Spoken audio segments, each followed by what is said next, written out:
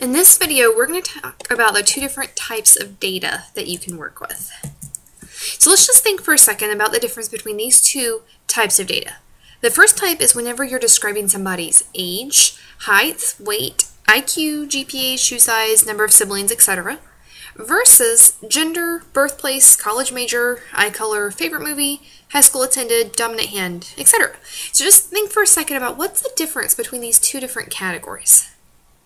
Well, what you might notice is that the first one all deals with numbers. If you say, how tall are you? Somebody answers with 5'8". Or if you say, how old are you? They say, I'm 37 or I'm 18.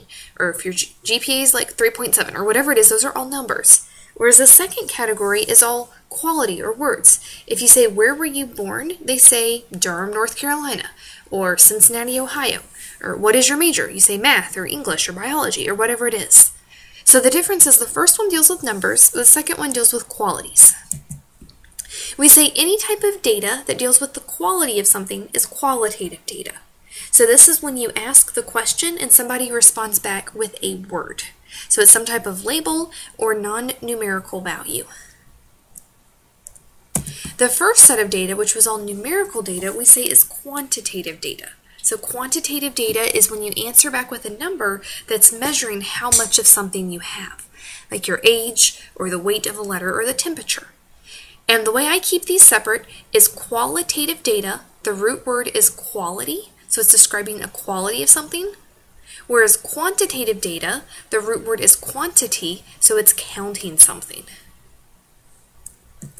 So looking at an example, here we have a list of vehicles and the base price. We want to distinguish what is the qualitative data and what is the quantitative data. So in one category we have the model, which is like the Fusion 14S, the Ford F-150, the 2007 Explorer, and so on. And then the other one we have the base price, so $17,795, $26,775, and so on. Well, that first category with the model is qualitative data. It's describing the vehicle, saying I drive a Fusion or I drive a Crown Victoria. And one thing that's important to note is even though there's a number, the 2007 Explorer is still qualitative data because it's being used to describe the type of Explorer.